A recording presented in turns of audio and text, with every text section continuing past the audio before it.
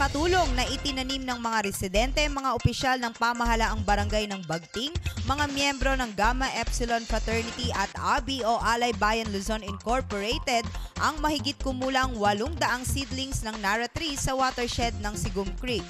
Ayon kay Ginang Purifikasyon Gatchalian, inorganisa ang nasabing aktibidad sa pagdiriwang ng ika-30 taong anibersaryo ng Gamma Epsilon. Kasi nakita na natin yung effect nung nung pagka umuulan, bumabagyo, na sa kabanatuan ng bagsak lahat galing dito sa bundok.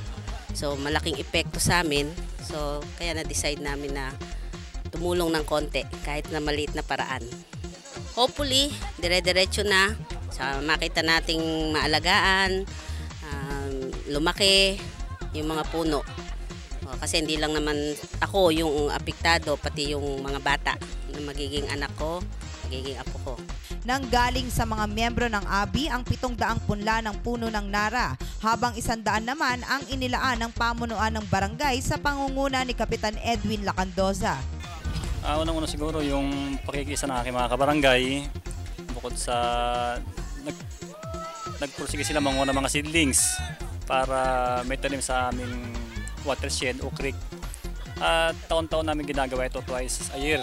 Talagang ginagawa namin yung tree planting sa aming barangay. Taon-taon tuwing panahon ng tag-ulan ay problema sa Barangay Bagting ang flash floods at landslides. Mula pa noong 2004, matitinding kalamidad na ang dumadaan sa bayan ng Gabaldon na isinisisi sa pagkasira sa kabundukan. Unang-una po yung pamumutol ng puno sa ating watershed. Talagang totally sabi ko wag mamutol kasi yan yung sanhin ng pagbaha sa ating lugar. Kaya pinagkabawal po lang namin. Pinakamatinding naranasang pagbaha at pagguho ng kabundukan ng mga residente ay noong 1 taon sa kasagsagan ng magkasunod na bagyong Lando at Nona. Upang kahit paano ay maibsan ang kalamidad na dinaranas sa Gabaldon, nadamay ang mga karatig bayan at lalawigan, naglulunsad ng iba't ibang aktibidad ang mga mamamayan para iligtas ang inang kalikasan.